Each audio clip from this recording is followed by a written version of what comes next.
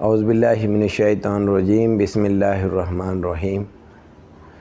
محترم سامعین کرام، اس دور میں الہام اور سائنس کو جدا جدا حیثیت میں تسلیم کر لیا گیا کہ الہام الگ چیز ہے اور سائنس الگ چیز ہے، جبکہ الہام جو ہے رب تعالیٰ کی طرف سے شارٹ رہنمائی ہے، جس کو ثابت کرنے کے لیے سائنس کو 1400 برس لگ گئے۔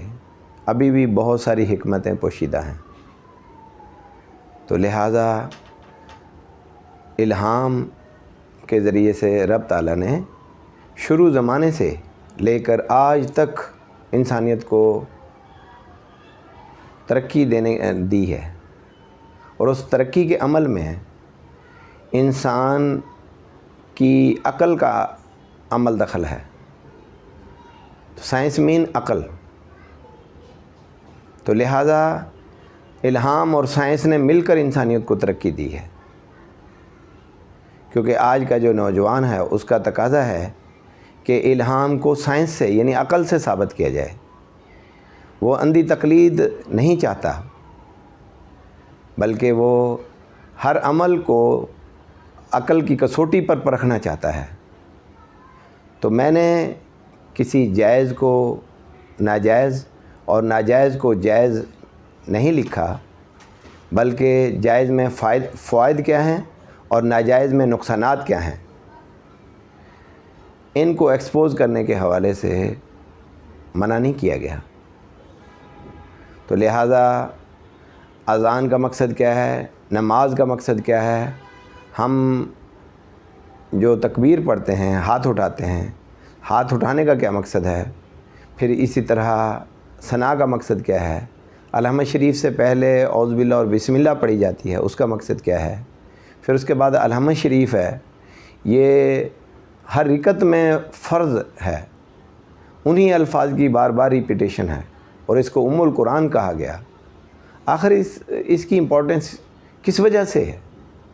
پھر کوئی بھی صورت یا آیات الحمد شریف کے ساتھ جوڑتے ہیں، پھر اسی طرح جکر ہم سبحان ربی العظیم کیوں پڑھتے ہیں، کھڑے کھڑے کیوں نہیں پڑھ لیتے، پھر رکوع میں جانے کے بعد دوبارہ سے اٹھ کے کھڑے ہوتے ہیں، وہیں سے ہم سجدے میں کیوں نہیں چلے گئے، پھر رکوع ہم نے ایک کیا تھا، سجدے ہم 2 کیوں کر رہے ہیں، پھر سجدے میں جو ہم پوزیشن بناتے ہیں، یہ پوزیشن ہم کس لیے بناتے ہیں،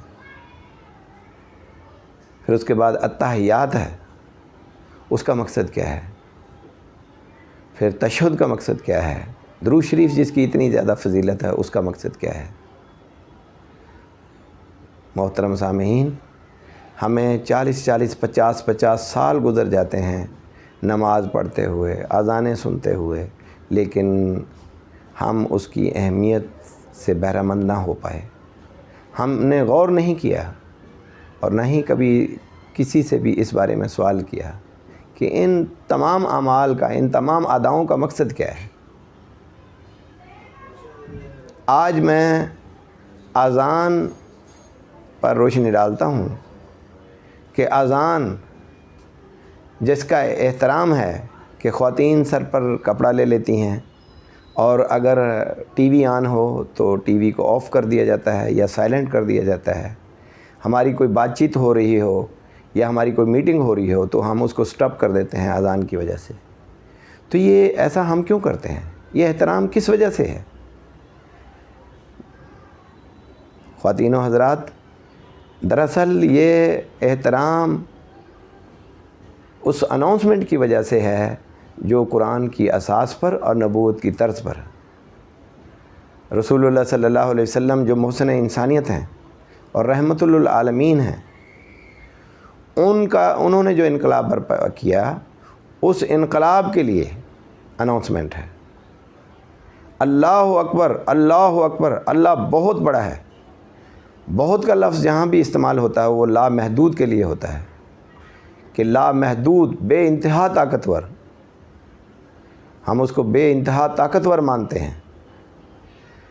اشہد لا الہ الا اللہ، میں گواہی دیتا ہوں کہ اللہ کے علاوہ کوئی الہ نہیں، یعنی جو طاقتور ہے اسی کی حکمرانی تسلیم کی جائے، اسی کو حکمرانی کا حق ہوتا ہے، کیونکہ وہ طاقتور ہے۔ رب تعالیٰ کی بادشاہت کا اعلان کرتے ہیں۔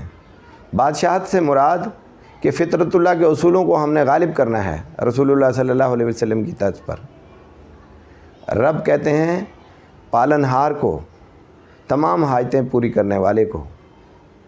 تو ایسا نظام قائم کرنا ہے، کرنے کے لیے ہم نے یہ اعلان کیا ہوتا ہے کہ جس میں تمام حاجتیں پوری ہوں، انسانیت کی فلاح و بہبود ہو، انسانیت کے تمام حقوق پورے ہو رہے ہوں۔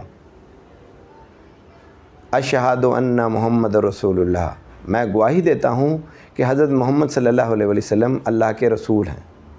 رسول ماننے سے مراد ان کی طرز اختیار کرنا،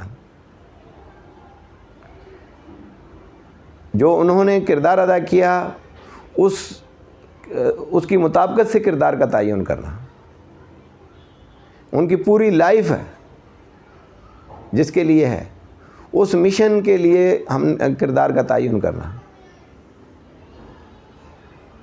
حی علی الصلاۃ، او صلاۃ کے لیے قرآن کریم میں واقیم الصلاۃ وآتوا الزکوٰۃ تقریباً 700 مرتبہ ہے۔ اس کا مقصد کیا ہے کہ انسان دو چیزوں کا مرکب ہے، روح اور جسم، بلکہ اگر غور کیا جائے تو پوری کائنات دو چیزوں سے بنی ہے، انرجی اور میٹر۔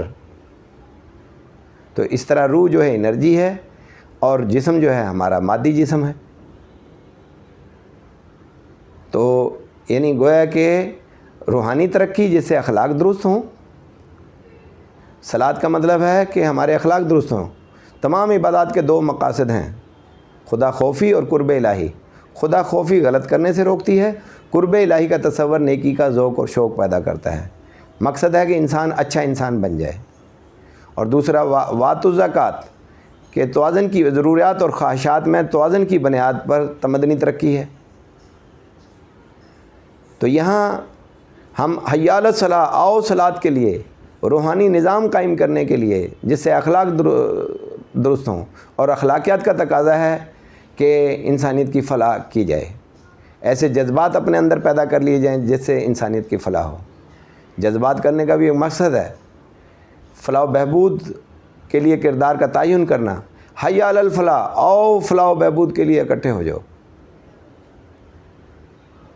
یعنی صلاۃ کا مطلب فلاح و بہبود ہے، صلاۃ کا مقصد فلاح و بہبود ہے کہ ہم انسانیت کی فلاح کے لیے اپنے کردار کا تعین کریں۔ اللہ اکبر، اللہ اکبر، اللہ بہت بڑا ہے، اس کے علاوہ کوئی الہ نہیں۔ یعنی تمام ناخداؤں کا ہم انکار کرتے ہیں۔ ناخداؤں سے مراد کہ ایسے نظام کا انکار جو غیر فطری ہو، اور اس کا ہم انکار کر کے فطرت اللہ کا ہم اقرار کرتے ہیں کہ ایسے تمام نظاموں کا ہم انکار کرتے ہیں جو فطرت کے منافی ہوں، اور فطرت اللہ کو ہم غالب کرتے ہیں جس میں انسانی حقوق کا تعین کیا جاتا ہے۔ محترم سامعین، اصل میں اذان بہت بڑا مقصد رکھتی ہے، بہت بڑے ریولوشن کے لیے، جس کے لیے نبی کریم صلی اللہ علیہ وسلم کی پوری زندگی ہے، اس کے لیے ہم اعلان کرتے ہیں۔ میں اسی پہ اکتفا کرتا ہوں۔ وآخر الدعوانا ان الحمد للہ رب العالمین۔